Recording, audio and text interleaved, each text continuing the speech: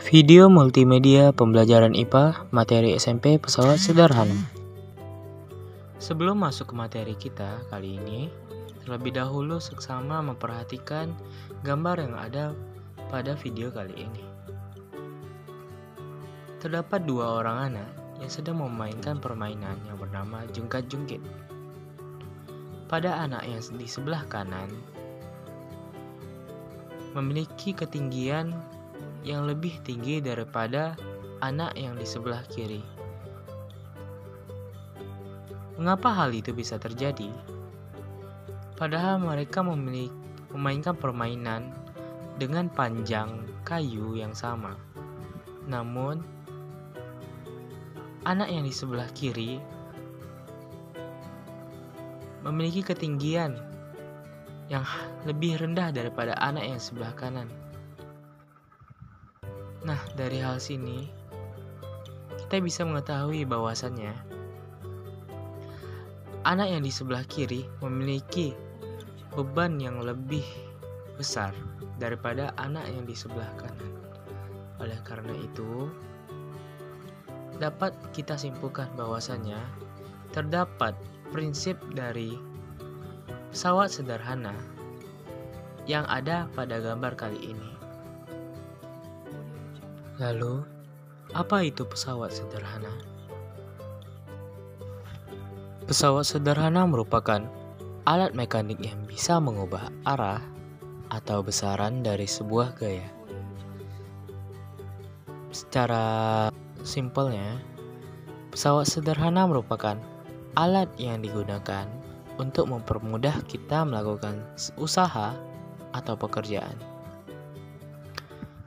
Manfaat penggunaan pesawat sederhana dalam kehidupan sehari-hari ialah mempermudah pekerjaan, menghemat energi yang dikeluarkan, waktu untuk melakukan pekerjaan menjadi lebih singkat, dan dapat digunakan untuk mengubah arah gaya.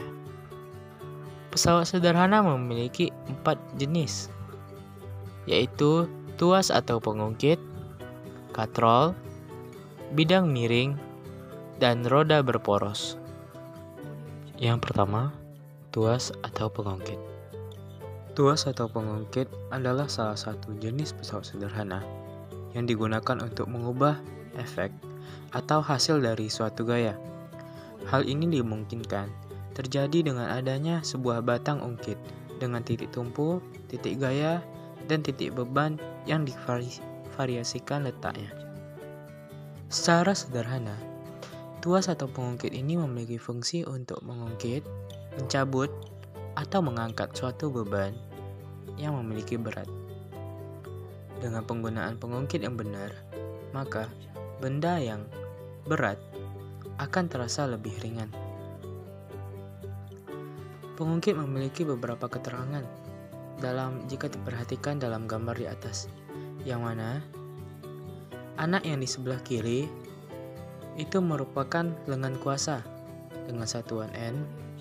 Anak yang di sebelah kanan merupakan titik kuasa dan gaya kuasa. Lalu, benda yang berada di tengah-tengah atau yang di antara kedua anak tersebut merupakan titik poros atau titik tempu yang merupakan titik yang mana bisa membedakan antara gaya kuasa, titik beban, dan lengan beban. Tuas memiliki beberapa jenis jika dilihat dari titik poros yang digunakan. Yang pertama, tuas jenis pertama. Tuas jenis ini adalah tuas yang titik tumpunya berada di tengah atau di antara titik beban dan titik kuasa. Contoh tuas jenis pertama adalah pemotong kuku, gunting, jepitan jemuran, tang, jungkat-jungkit, dan lain sebagainya. Selanjutnya ada tuas jenis kedua. Tuas jenis ini memiliki poros yang diletakkan di salah satu ujungnya. Susunan dari tuas jenis kedua ialah titik poros, beban, baru kuasa. Contohnya ialah gerobak beroda 1, alat pemotong kertas, pembuka botol, dan lain sebagainya. Lalu selanjutnya tuas jenis ketiga. Tuas ini memiliki bentuk yang mirip dengan tuas jenis kedua, yang mana porosnya berada pada salah satu ujungnya. Namun, yang membedakannya ialah susunan tuas ini adalah poros, kuasa, dan beban. Contohnya terdapat pada skop, sendok, garpu, dan lain sebagainya. Lalu selanjutnya ada bidang miring. Bidang miring adalah suatu permukaan datar yang memiliki suatu sudut, namun bukan sudut tegak lurus atau sudut siku-siku terhadap permukaan horizontal.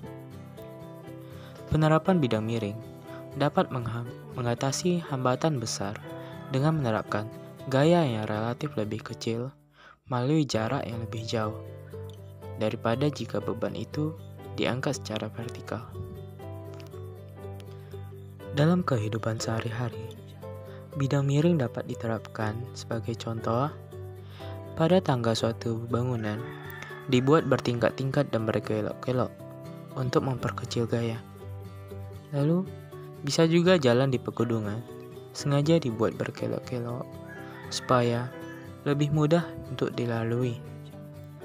Lalu, ada juga ulir dari sekrup yang sengaja dibuat menyerupai tangga yang berbentuk melingkar supaya lebih mudah untuk masuk. Keuntungan mekanis yang diperoleh dari bidang miring jika menggunakannya ialah disebut keuntungan mekanik bidang miring. Besarnya keuntungan mekanik dinyatakan sebagai perbandingan antara beban berat yang diangkat dengan besar gaya kuasa yang diperlukan. Manfaat prinsip dari bidang miring ini sangat meringankan beban kerja kita. Dari contoh yang telah disampaikan sebelumnya, hal ini memungkinkan kita untuk lebih efisien, lebih cepat, dan lebih mengurangi tenaga untuk memindahkan barang dengan prinsip kerja dari bidang miring. Lalu selanjutnya ada katrol, yang merupakan salah satu jenis pesawat sederhana, yang mana katrol ini berbentuk roda dan bergerak berputar pada porosnya. Prinsip kerja dari katrol adalah menarik dan mengangkat suatu benda dengan menggunakan roda atau poros sehingga bisa terasa menjadi lebih ringan dan mudah untuk diangkat. Ternyata katrol ini memiliki 3 jenis yang masing-masingnya memiliki ciri-ciri tersendiri pula. Yang pertama, jenis katrol tetap. Prinsip kerja dari katrol tetap ialah besar gaya kuasa sama dengan berat beban. Untuk lengan kuasa sama dengan lengan beban. Sehingga keuntungan mekanis pada katrol tetap adalah untuk mengubah arah gaya, yakni gaya angkat yang searah gaya berat orang yang mengangkat. Katrol tetap akan bergerak pada tempatnya. Contohnya, pada kehidupan sehari-hari yang sering kita jumpai ialah saat kita mengambil air di sumur. Katrol ini masih tergolong mengangkat beban yang bisa dibilang tidaklah terlalu berat. Jadi, meskipun saat kita memindahkan barang, katrol tetap hanya akan bisa untuk mengangkat barang pada satu arah saja, tidak bisa untuk berpindah-pindah, hanya untuk ke atas dan ke bawah saja. Lalu selanjutnya ada katrol bebas. Katrol yang dengan salah satu ujung talinya terikat pada tempat yang tetap dan ujung yang lain ditarik ke atas pada sebuah gaya. Merupakan pengertian dari katrol bebas. Benda yang ingin diangkat akan digantungkan pada poros hingga besar beban total ialah berat katrol ditambah dengan berat dari beban benda. Jenis ini biasanya dimanfaatkan untuk mengangkat peti dan box yang ada di pabrik atau bahan bangunan. Katrol bebas ini cocok untuk digunakan untuk mengangkut beban berat. Lalu, selanjutnya ada katrol majemuk. Katrol ini memiliki titik tumpu lebih dari satu buah. Alasannya, karena katrol ini digunakan untuk mengangkat beban yang sangat-sangat berat. Tidak hanya dengan satuan kilogram saja, namun beratnya bisa sampai hingga satuan ton. Contohnya seperti mengangkat kerangka dari jembatan yang beratnya tidak bisa dibilang ringan dan sangat-sangat berat. Beban yang diangkat dari jembatan ini harus menggunakan katrol hingga memiliki jumlah tumpuan yang lebih banyak. Katrol majemuk merupakan gabungan dari katrol bebas dan katrol tetap. Dalam prinsip katrol majemuk ini, beban diletakkan pada titik poros katrol bebas. Kemudian, dihubungkan dengan beberapa katrol bergerak lainnya yang saling terkait. Tiap katrol juga memiliki rumus yang berbeda-beda pula untuk menghitungnya. Pada katrol tetap, rumusnya F sama dengan W, yang mana keterangannya F merupakan gaya dan W merupakan beban. Pada katrol bergerak, rumusnya F sama dengan setengah W. Pada katrol majemuk, W sama dengan 2 dikali F dikali N, yang mana N merupakan banyaknya katrol pada tiap blok. Jenis pesawat sederhana yang terakhir ialah roda berporos. Roda berporos adalah roda yang dihubungkan dengan sebuah poros yang dapat berputar bersama-sama. Roda berporos termasuk dalam jenis pesawat sederhana yang sudah sejak lama digunakan manusia yang rodanya untuk mempermudah dan meringankan pekerjaan. Fungsi atau manfaat roda berporos ialah memudahkan gerak, meningkatkan kecepatan, dan memperbesar gaya. Pada umumnya, roda berporos dapat digunakan untuk sarana transportasi seperti gerobak, sepeda, mobil, motor, untuk keperluan angkut-mengangkut atau berpindah tempat. Selain itu, beberapa peralatan yang juga termasuk golongan roda berporos ialah setir mobil dan gerinda. Roda berporos terdiri dari dua bagian, yakni roda dan poros. Roda merupakan objek berbentuk lingkaran dan biasanya berjeruji.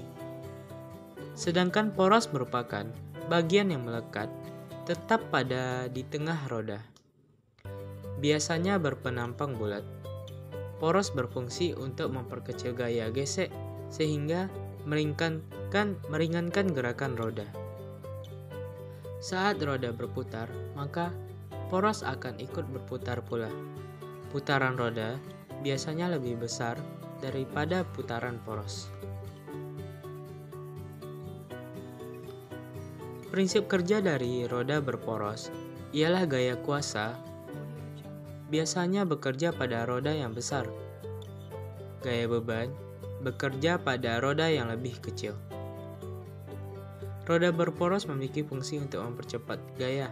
Kecepatan dihasilkan dari perbandingan jari-jari roda terhadap jari-jari poros. Keuntungan mekanis roda berporos ialah perbandingan antara jari-jari roda dan jari-jari poros. Dengan kata lain, makin kecil poros, maka makin besar pula keuntungan mekanisnya.